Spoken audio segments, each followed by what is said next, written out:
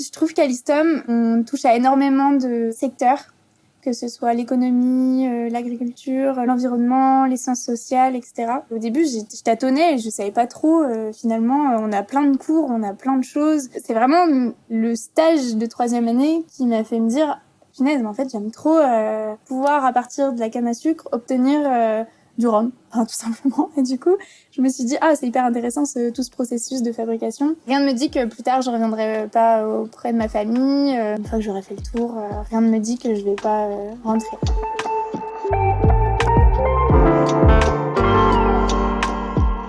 Je m'appelle Manon, je suis de la promo P109 et je suis diplômée depuis 2023. L'ISTOM m'a permis de m'orienter vers mon master. Via ce master, je suis partie en stage de fin d'études sur l'île de la Réunion, dans une brasserie qui s'appelle le Déméter. J'ai fait un stage principalement autour de l'étude de l'incorporation de la noix de coco dans la bière. C'était très intéressant parce que, pareil, c'était une petite structure. Je me suis amusée avec le coco sous différents formats, liquide, en poudre, et à différentes étapes de fabrication de la bière.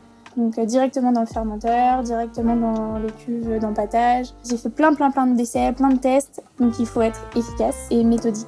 Suite à l'obtention de mon diplôme, je suis partie à Marie-Galante début 2024 dans l'habitation Bellevue, qui est une rhumerie. J'étais responsable du laboratoire d'analyse et j'étais en charge d'effectuer toutes les analyses tout au long de la production. Et donc après, je suis rentrée après 6 mois à Marie-Galante.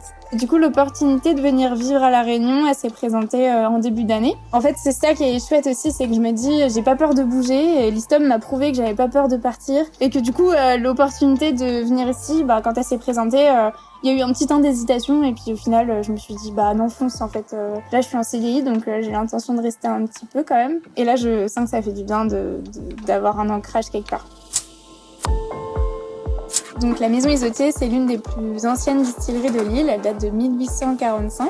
C'est ici qu'on va produire les rhums blancs, les rhums vieux, les arrangés, les punchs et les douceurs. Nos gammes phares chez Isotier, donc en arrangé, on a le banane flambé qui est le numéro 1. Ensuite, on a en rhum vieux, on est sur le 7 ans. Et ensuite, il y en aura beaucoup qui vont sortir. Et là, d'ailleurs, un de nos derniers projets, on propose des cocktails prêts à boire en canette. On a 4 gammes, donc litchi, tangor, ananas et passion. Donc, je suis chef de projet en recherche et développement de produits. La recherche et développement de produits, qu'est-ce que c'est ? Ça va être trouver de nouveaux ingrédients, de nouvelles technologies, de nouveaux processus de production. Voir ce qui se fait, quelles sont les tendances en ce moment sur le marché. Ici, on va concevoir, formuler, tester les produits.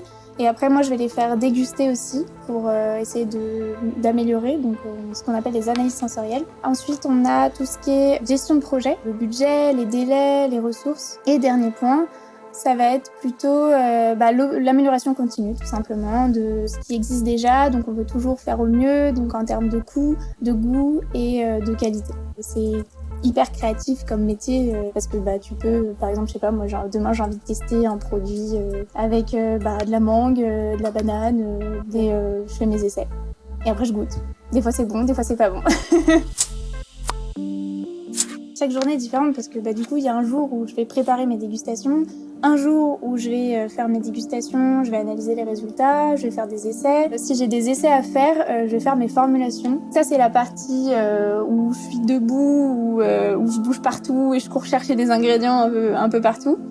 Et après, t'as la partie où je dois tout mettre par écrit, donc je m'enregistre et je dis là je trouve que c'est trop amer, pas assez doux, c'est trop sucré, il faudrait baisser le sucre. Si je trouve que j'ai un produit qui est plutôt intéressant, je vais préparer mes dégustations de la semaine avec un jury qui est formé pour. Si j'ai besoin de leur faire des tests ou par exemple je veux qu'ils trouvent la différence, et je vais mettre une lumière rouge pour pas qu'ils soient impactés par la couleur mais juste par le goût et l'odeur. Ce qui est trop bien avec mon taf aussi, c'est que ça me permet vraiment de développer mon palais et mon nez.